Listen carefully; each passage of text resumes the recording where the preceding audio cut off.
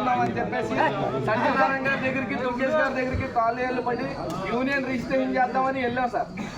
వెళ్తే మాలో కొంతమందిని నలుగురిని రోడ్డును పడేసి వాళ్ళ జీవితాలు నాశనం చేసింది పెద్ద మనిషి చక్కగా కుర్చీలో కూర్చొని ఏపీ గారు నవ్వుకుంటున్నారండి. ఇప్పుడు వాళ్ళు ఆటోలు వేసుకొని అక్కడ ఇక్కడ పని చేసుకొని బతుకుతున్నారండి. సత్యనారాయణ గారికి తెలుసండి ఇవన్నీ సార్.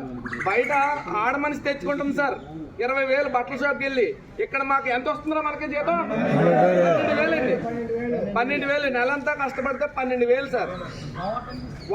ఓటీలు తీసేశారండి, పోటీలు తీసేశారు సార్. ఇంకా ఎక్కడికన్నా బయటికి వెళ్దామంటే ఇంట్లో వాళ్ళకి ఎవరన్నా ఫోన్ చేసి వెళ్దామంటే కనీసం గేట్ పాస్ కూడా ఇవ్వరండి. గేట్ పాస్ కూడా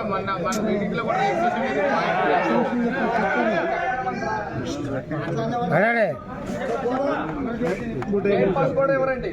దీంట్లో పరంపర బ్యాచ్ అని పేరు పెట్టి అంటున్నారని ఎవరు ఏమనుకోకండి. ఈ పరంపర స్కీమ్ తీసుకొచ్చి మా నెత్తిన బుద్ధమండి అడిగారు సార్ ఈ ప్రవీణ్ చౌదరి గారు, ఈ ఏవీపీ గారు.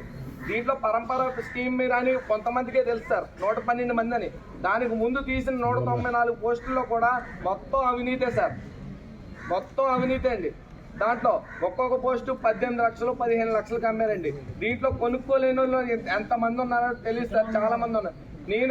నాకు తెలిసిన మట్టుకు నేను జాయిన్ అయ్యి కంచి నేను స్కిల్ వర్కర్ సార్, ట్రైన్ ఆపరేటర్ని. నాకు జీతం ఎంత సార్ 14,000 వస్తుందండి. ఒక స్కిల్ వర్కర్కి స్కిల్ ఇవ్వకపోగా రక్తం పిండేసుకొని 14,000 13,000 శాలరీ ఇచ్చి పని చేసుకుంటున్నారు సార్. అలాగే దీంట్లో అనుకుని ఉన్నారు సార్. ఇక్కడ లోపల వాళ్ళు ఎంతమంది ఉన్నారండి, వాళ్ళు రాని వాళ్ళు ఎంతమంది ఉన్నారు సార్. దయచేసి మీ అందరికి ఒక నమస్కారం చెప్తున్నా సార్. మిమ్మల్ని అందరినీ వేడుకునేది ఒకటే, మాకు గత ప్రభుత్వం మీద నమ్మకం పోయి మిమ్మల్ని భారీ మెజారిటీతో సాధించుకున్నాం సార్. మాకు దయచేసి న్యాయం చేసే వరకు కూడా మేము లేకపోతే సార్.